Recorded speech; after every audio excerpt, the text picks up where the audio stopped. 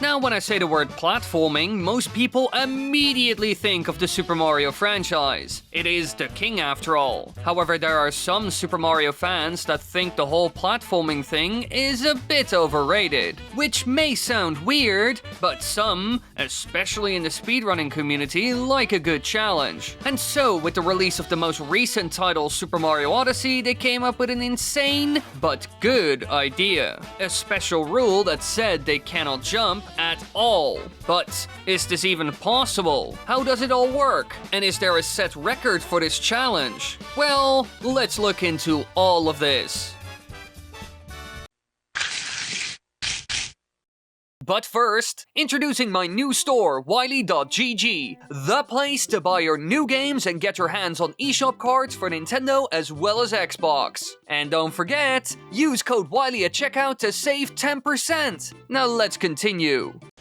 Back in 2017, Nintendo blessed us with one of the best Super Mario games they have ever released, Super Mario Odyssey. It was first teased in the Switch's announcement video on October 20, 2016, and was released around a year later. Now, just like older titles such as Super Mario Sunshine and 64, this new title featured sandbox-like elements. But this time around, the story revolves around Mario exploring an Earth-based setting with his new partner Cappy. And unique to this game is that Mario is able to throw Cappy onto certain enemies and objects, allowing him to take control of them and use their abilities. All of these things make the game both familiar and new for seasoned Super Mario fans, and personally, I loved it for this. And I wasn't the only one. People jumped onto this game like crazy and started experimenting with its special mechanics. In the beginning, it was just the speedrunning community that started messing around with the game. They wanted to beat it as fast as possible after all,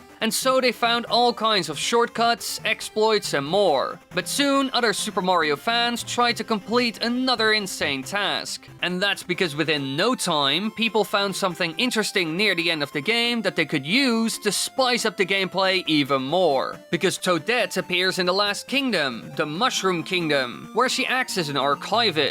She's found inside of Peach's castle, where she gives Mario power moons for completing certain achievements in the game. And talking to her in the secret Mushroom Kingdom level allows players to check their progress on various in-game stats as well, which is new and also quite cool. And as you can imagine, this made a lot of people happy, because they found something quite interesting. One of the stats she shares with you is the number of times the player has jumped. And so this led to rumors that players could beat the entire game and make it to Toadette without jumping a single time. And so the counter would say 0 jumps when they would arrive. But is this really possible in the game? Can you beat the game without jumping once according to Toadette? Well, after some people started experimenting with the game, one person actually figured out what to do, and he is known as Game Champ 3000. He, together with his community, actually discovered something amazing that allowed him to do the impossible. Because the game has very specific ideas about what does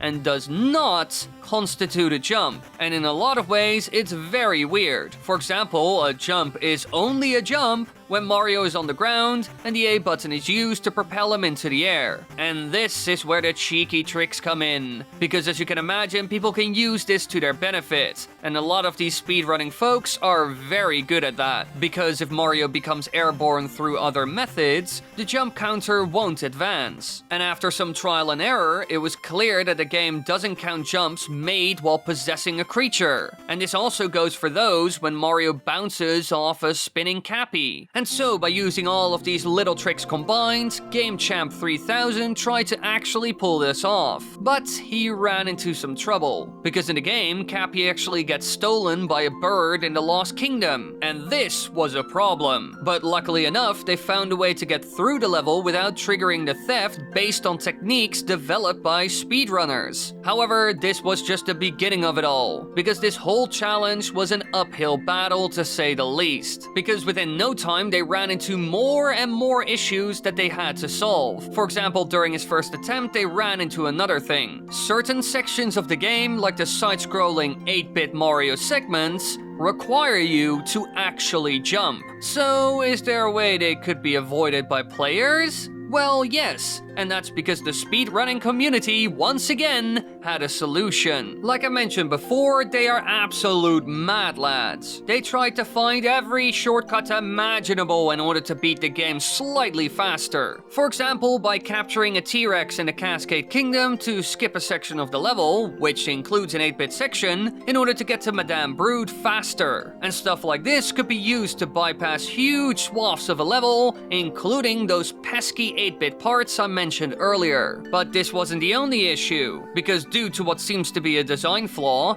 the game increased the jump meter whenever Mario was forced to start a conversation with a character to progress the game. But luckily enough, people quickly discovered that starting a conversation while ground pounding would bypass the game's jump checks for some reason. And so they could progress once again. And they did get closer to actually beating the game without jumping once, according to Toadette. But at that point they ran into another issue, and this one was way harder to solve than any of the previous. Because at 3 points in the game, Mario is knocked unconscious and players must hit the jump button in order to get on with the game. Now, luckily enough, 2 of these aren't considered jumps by the game, but one of them is. And it's also mandatory. The sequence I'm talking about is near the end of the game after you beat Bowser at the Moon Kingdom. And so, for a long time, they thought they were doomed and couldn't actually finish the game with 0 recorded jumps. But at that point, they started to think outside of the box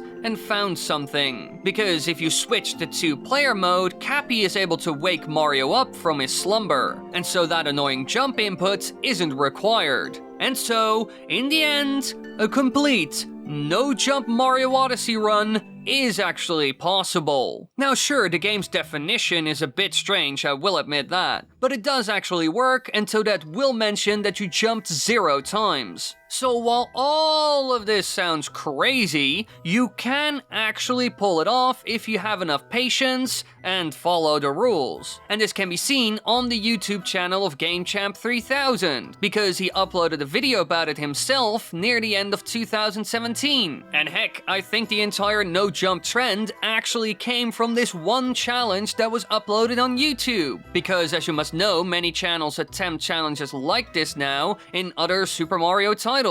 And even other YouTubers like Small Ant and Fear tried this challenge as well and succeeded in the end. So while some things might seem impossible in the beginning, more is possible in the world of Super Mario than you think, because this urban legend is in fact real. However, this isn't the only one like it. Oh, no. There are many more. And I covered a lot of these on my channel as well. For example, being able to play as Master Hand in Super Smash Bros. Melee, or some of the creepy secrets surrounding Luigi's mansion that turned out to be real. And you can check those out by clicking on the screen right now, or in the upper right corner. Thank you all so much for watching. I hope you enjoyed this video. Be sure to leave me down below what you thought about it, and if you want me to do more stuff like this, kind of talking about these weird challenges and cataloging them and blah blah blah. Subscribe, click the bell button, do all that good stuff, and tell me in the comments down below what you want and what you think. I do read the comments the very first week of the video being live. I answer comments, so yes, I know what you're saying. And besides that, have a very good day. I'm a go now. Bye.